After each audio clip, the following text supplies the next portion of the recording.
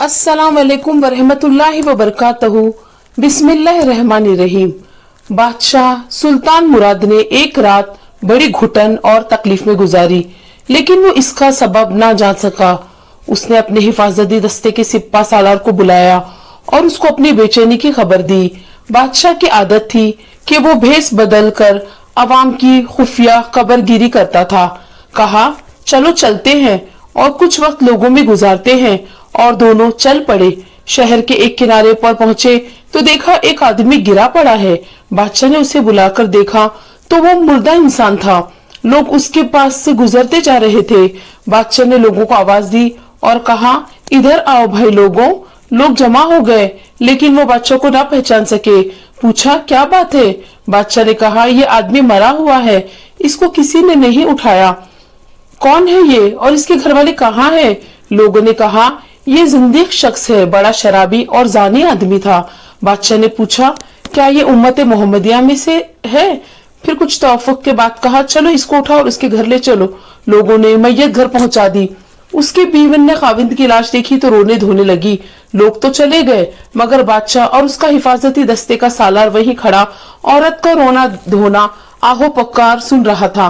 वो कह रही थी, मैं गवाही देती हूँ, बेशक तू अल्लाह ताला का वली है और नेक लोगों में से है। बादशाह मुराद बड़ा मुताज्जब हुआ और बोले बगैर ना रह सका, ये कैसे वली हो सकता है? लोग तो इसके मुतालिक ये बातें कर रहे हैं, इसकी मैयत तक को हाथ लगाने को तैयार ना थे। इसकी बीवी ने कहा, मुझे भी उन लोगों से यही उम्मीद थी।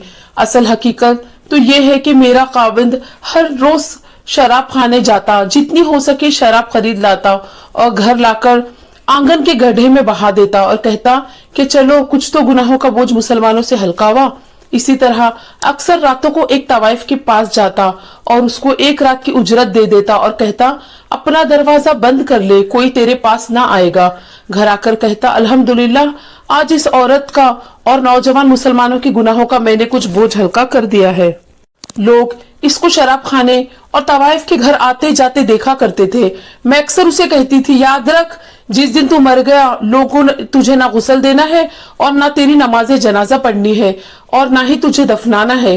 वो मुस्कुरा देता और मुझे कहता था, घबराओ मत, तू देखेगी मेरा जनाजा वक्त का बादशाह उल्मा और औलिया पढ़ेंगे। ये सुनकर बादशाह रो पड़ा और कहने लगा, मैं ही बादशाह वक्त सुल्तान मुराद हूँ।